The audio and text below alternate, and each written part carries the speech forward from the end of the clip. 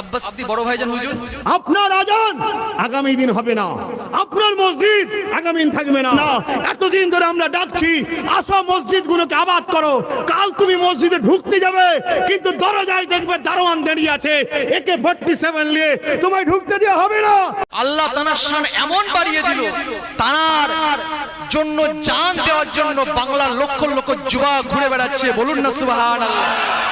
সেই ওসিলায় আল্লাহ তাআলার একটা ভালো সংগঠন, একটা পার্টিও তৈরি করে দিলেন, বলুন না সুবহানাল্লাহ। এই সরকারও তো এসে দেখি দু একটা কথা এমন বলছে আর পাতে নেওয়া যায় না। আরে আপনি হয়েছেন সকলের মন্ত্রী, সকলের লিডার, সকলকে তো নিয়ে চলতে হবে।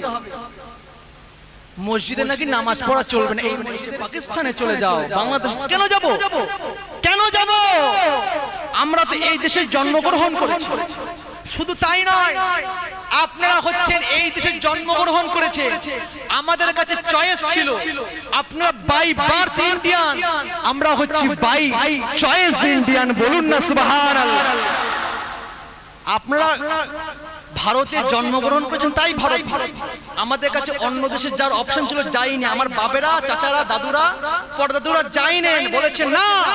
আমাদের মুরব্বীরা এই ভারতবর্ষ স্বাধীন করার জন্য নিজেদের রক্তটাকে ব্লিড করে গেছে। আজকে আমাদের ভারতবর্ষ ছেড়ে অন্য জায়গায় যাব না, দরকার পড়ে নিজেদের জান কুরবান করে দেব, অন্য জায়গায় যাব না। তাই বলছি, আমরা বাই বার্থ ইন্ডিয়ান নয়, আমরা হচ্ছি বাই চয়েস ইন্ডিয়ান, বলুন না সুবহানাল্লাহ।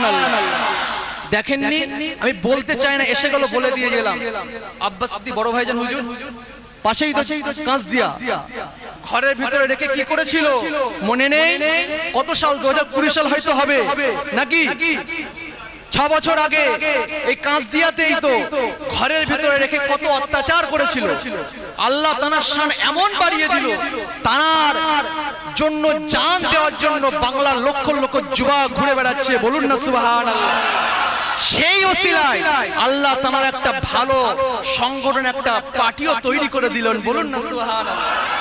আমি পার্টির গুণকীর্তন করছি না, আমি শুধু এইটুকু বলছি, মানুষ চাপতে চেয়েছিল, চমকাতে চেয়েছিল, ধমকাতে চেয়েছিল, আল্লাহ তার টিকি ধরে আল্লাহ আরো তুলে দিয়েছেন, বলুন না সুবহানাল্লাহ।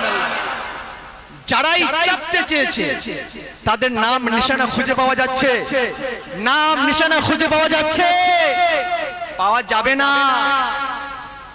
সবে তো কটুকরো হয়েছে, কটুকরো, এই আমরা বলি কটুকরো, দু টুকরো না, এটা নাকি নতুন, একটা নাকি এটা অরিজিনাল, একটা নাকি ফেক, নতুন পুরনো, এটা আদি আর নতুন। এখনো তো বাকি আছে, 4-4.5 বছর বাকি আছে, তো কটুকরো হবে আল্লাহ জানে। জালিমকে আল্লাহ কোনোদিন বেশি দিন আল্লাহ ছাড় দেয় না, বলুন না সুবহানাল্লাহ।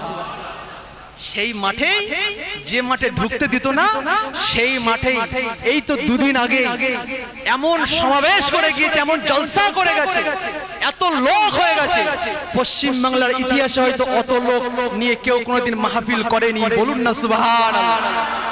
সবই আল্লাহ পাকের দয়া, আল্লাহ পাকের ফজিলত। তাই বলছি, কোন জালিম যদি কাউকে চাপার চেষ্টা করে না, সে এজন হতে পারে, হয়তো সেজন না, এজন হতে পারে, তাও নিস্তার পাবে না, নিস্তার পাবে না। কথা বোঝাতে পারছি না? নিস্তার পাবে না। যারাই করেছে আল্লাহ তাদের হাড়ে হাড়ে ঠিক বুঝিয়ে দিয়েছে। আল্লাহ দুনিয়াতেই দেখাবে, কবর তো দূর কি বাত। জি বেশক, আর এই সরকারও তো এসে দেখি দু একটা কথা এমন বলছে আর পাতে নেওয়া যায় না। আরে আপনি হয়েছেন সকলের মন্ত্রী, সকলের লিডার, সকলকে তো নিয়ে চলতে হবে। মসজিদে নাকি নামাজ পড়া চলবে না, এই মসজিদের দলিল আছে? দলিল ঠিকঠাক করেছেন? কমিটি কারা আছে? দলিল ঠিকঠাক করেছেন? দলিল মজবুত করবে, আগামী ভবিষ্যৎ কিন্তু খুব অন্ধকার, সজাগ করে যাচ্ছে। মসজিদের দলিল, মাদ্রাসার দলিল, আমাদের খানকার দলিল মজবুত করে রাখতে হবে। মাঝে মাঝে কম্পিউটারে গিয়ে সার্চ করে দেখতে হবে। মসজিদে নামাজ পড়া যেমন একটু এদিক ওদিক হলেই কিন্তু সর্বনাশ। বলছে পাকিস্তানে চলে যাও, বাংলাদেশ কেন যাব? কেন যাব?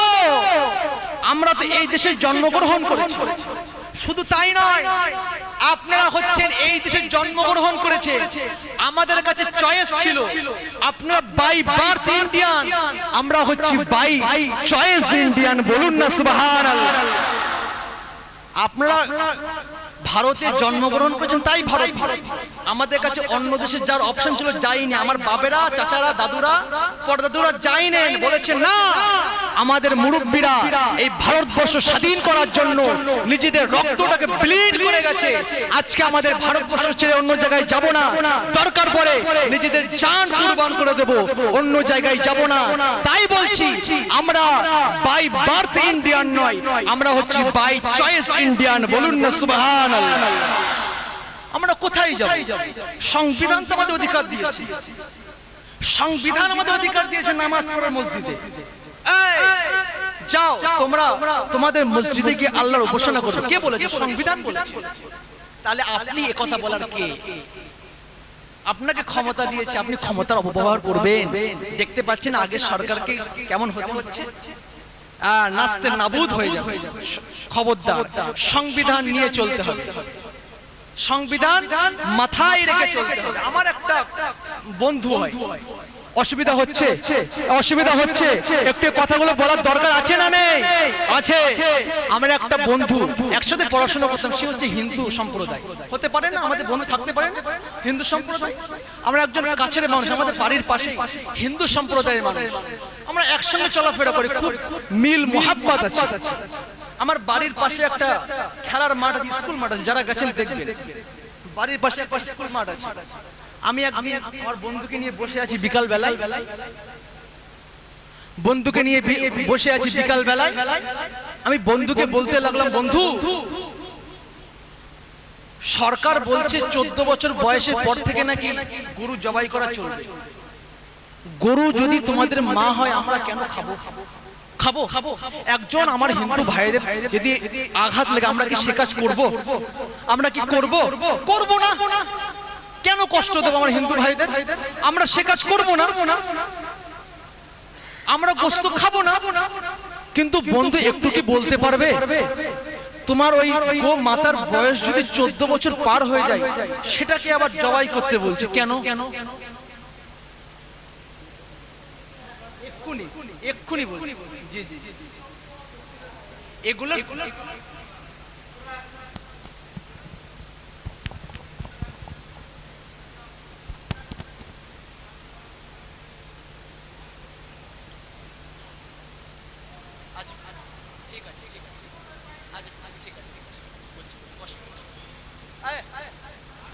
বলতেই পারে। আচ্ছা ঠিক আছে, বলে আচ্ছা ঠিক আছে, আচ্ছা ঠিক আছে, ঠিক আছে, একজন মুরব্বী বলে ফেলেছে, বলুক। একজন মুরব্বী বলে ফেলেছে, ফেলুক, অসুবিধা নেই।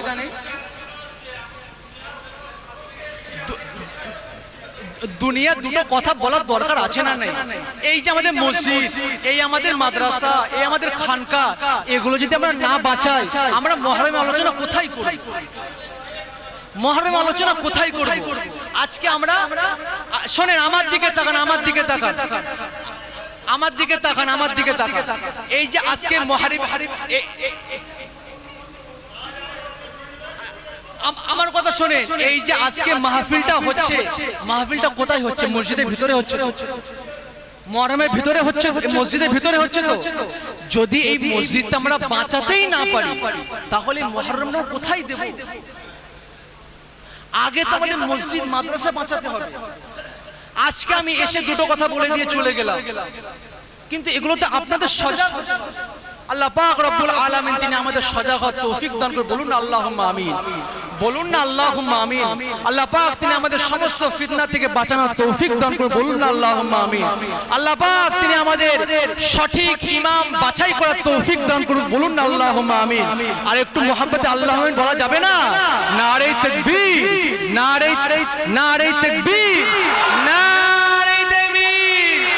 সকলে মোহাব্বতে দরুদ শরীফ আল্লাহুম্মা সাল্লি আলা।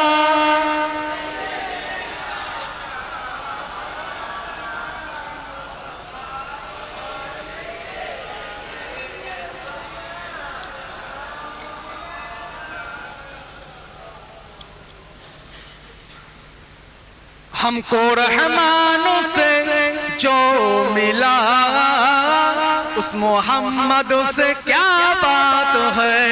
बोलুন না সুবহান আল্লাহ পাক তিনি সবকিছু আকায়ে মাওলা রাসূলের ওসিলায় দিয়েছেন। মনটা ভেঙে গেল, কানে কানে বলতে সকলের সামনে বলে মনটা ভেঙে যায়। हमको रहमानों से जो मिला उस मोहम्मद की क्या बात है। हमको रहमानों से जो मिला उस मोहम्मद की क्या बात है। जिसका भाई अली मुर्तजा जा उस मोहम्मद की क्या बात है। बोलুন না সুবহানাল্লাহ। আর একটু মোহাব্বতে হবে না, আর একটু চিৎকার করে হবে না। जिसका भाई अली मुर्तजा उस मोहम्मद की क्या बात है। सैयदा आमिना जिसकी माँ और जौजा खदीजा बनी, जिसकी बेटी हुई फातिमा उस मोहम्मद की क्या बात है। जिसकी बेटी हुई फातिमा उस मोहम्मद की क्या बात है। हमको रहमानों से जो मिला उस मोहम्मद की क्या बात है। अल्लाहुम्मा सल्ले अला